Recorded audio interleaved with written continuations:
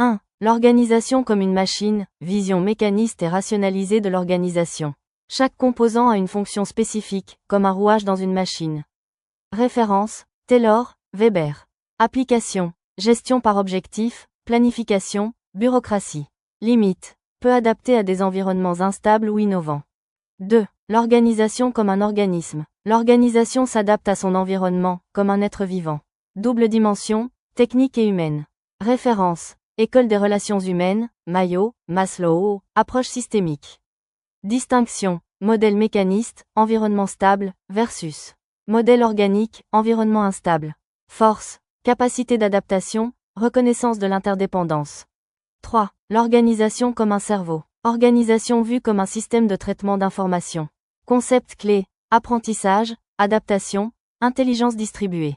Référence, Herbert Simon, NTIC, Kaizen. Valeurs, auto-organisation, tolérance à la remise en question, apprentissage collectif.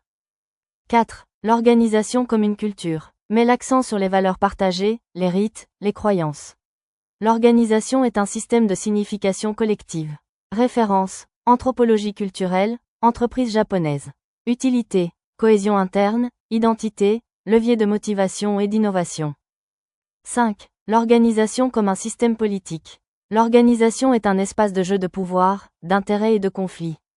Typologie, autocratie, bureaucratie, technocratie, cogestion, démocratie.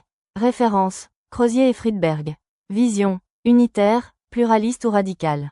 Objectif, comprendre les stratégies d'acteurs pour mieux gérer les tensions. 6. L'organisation comme une prison du psychisme. L'organisation peut enfermer psychiquement les individus dans des rôles, des schémas inconscients.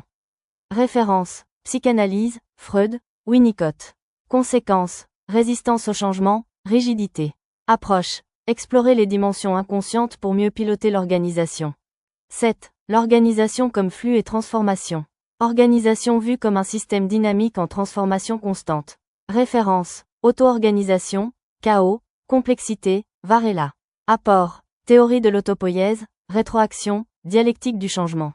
Clé, équilibre entre stabilité et transformation. 8. L'organisation comme un instrument de domination. L'organisation comme reproductrice d'inégalités et d'oppression. Référence, Marx, Weber, Michels. Forme, stress, maladie professionnelle, surveillance, pouvoir économique global. Critique, ce qui est rationnel pour l'organisation peut être nuisible pour la société. Conclusion, l'art de l'imaginisation. Utiliser plusieurs métaphores permet d'enrichir la compréhension des organisations. Aucune métaphore n'est exhaustive à elle seule. Cette approche invite à la réflexivité managériale et à l'adaptabilité.